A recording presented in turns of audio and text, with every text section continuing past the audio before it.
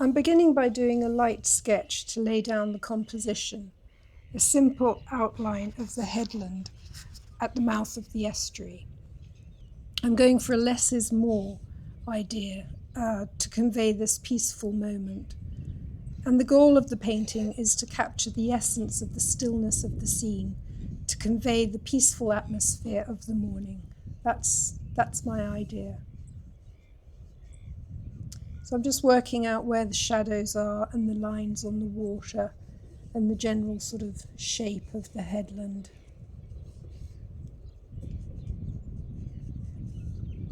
I don't want to put too much detail in, and I'm balancing the size and the weight of the headland with the larger area of the water in the foreground and a little bit of sky, cloud. So I'm going in now with my watercolours. This is my Rosemary travel brush and my Winsor & Newton travel palette. And I'm using muted greens and ochres and siennas. I'm painting what's called Contre Jour, which is painting into the light. The light is in front of me and it's silhouetting the headland. And it has a tendency then to mute colours. The light is very bright, it washes out the colour. So as I say, I'm using ochres and siennas, a sort of a limited palette, a little bit of sap green. And I use lavender or buff titanium to mute it down. Gives a little bit more body and greys things out a little bit. So I just continue drawing in the headland with the tip of the brush. I use Van Dyck Brown for my darks, usually with, there you go, Ultramarine blue.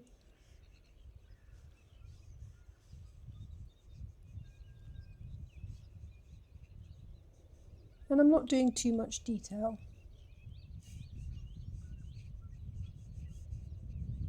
Just feeling my way round the forms of the headland and the way the land is running.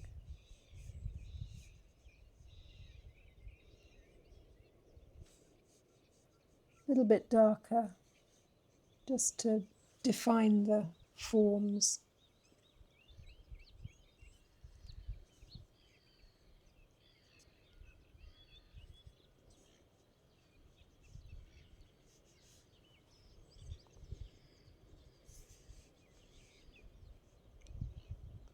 The light that was hitting the water at the base of the headland was very bright, and that will be something that I'll try to convey when I'm putting in the water.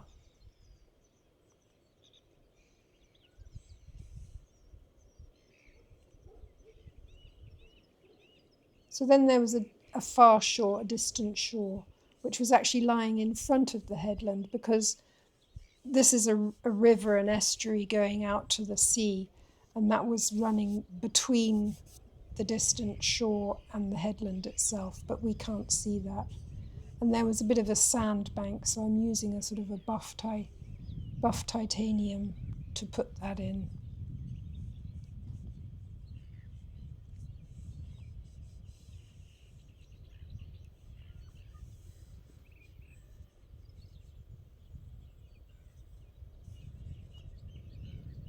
And again, the colours have lost a lot of saturation and the details disappear as well.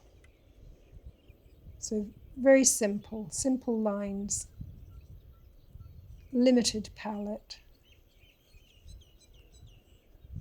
And here I'm putting in the sandbank. I'm just figuring out where that sandbank lies in relation to the top of the headland. That's a bit of lavender that I've used to grey off the colour, and I'm beginning to lay in a bit of the water.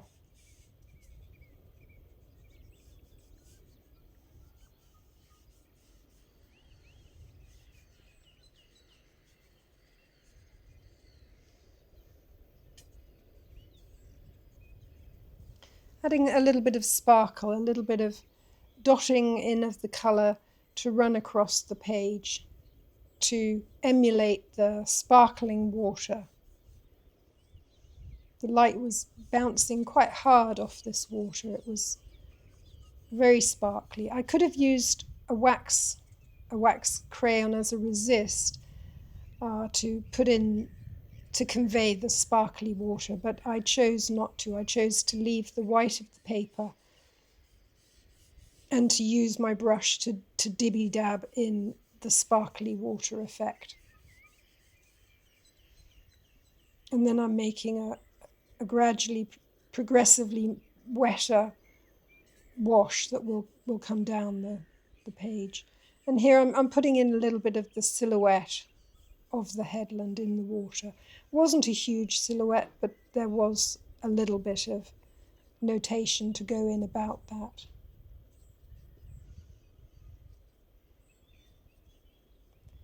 Mixing up a wetter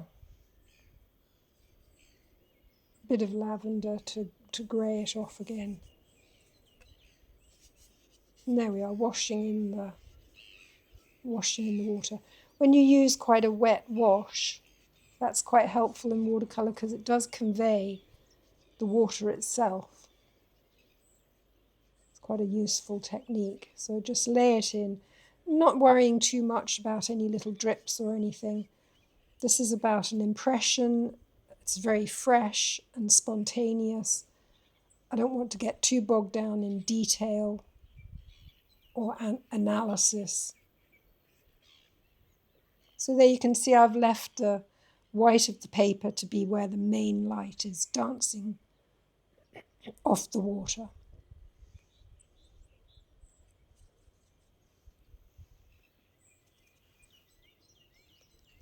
I put a little bit of cerulean blue in that for the cloud at the back. These were gentle clouds that were in the background there in the sky. And the sky was blue, but there's no point putting a blue sky in because that will just not fit what my idea is. And my idea was about the muted elegance of the day. And if I put the cerulean blue as the sky, it would just become something else. So sometimes less is more, you have to leave things out.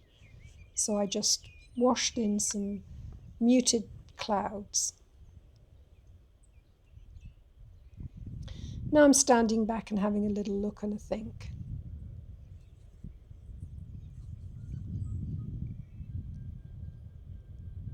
Now there were some buildings on that far shore, some sort of holiday cottages or whatever.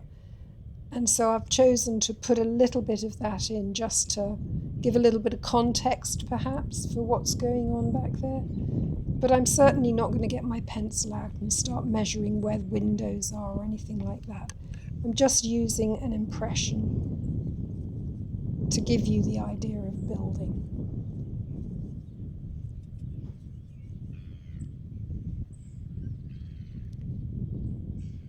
Making up a slightly darker wash.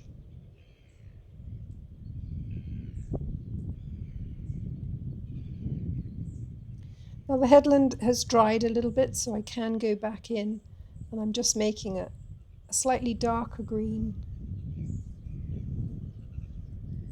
ultramarine blue, bit of Van Dyck brown, and I'm going to go in and put some more shadow in to really give this headland a bit of form. Although it was fairly silhouetted, there was still form. The sun was still creating some highlights. So I'm putting the darks in to create that form.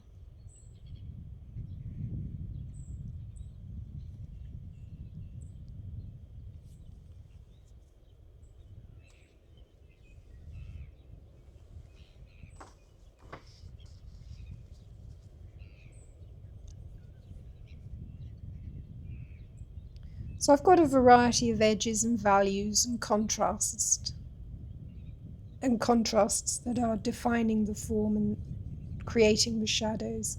I've got the muted greens and greys and the water. I'm creating a harmonious balance within the picture. It's quite a dynamic composition, and the amount of water in the foreground helps balance that heavier form of the headland.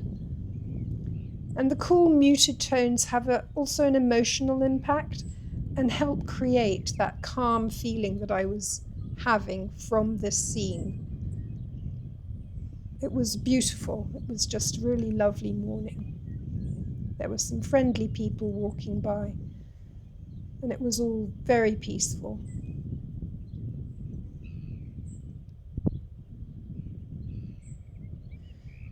So, I hope you enjoyed this. I had a fantastic time out there, and I'll see you next time.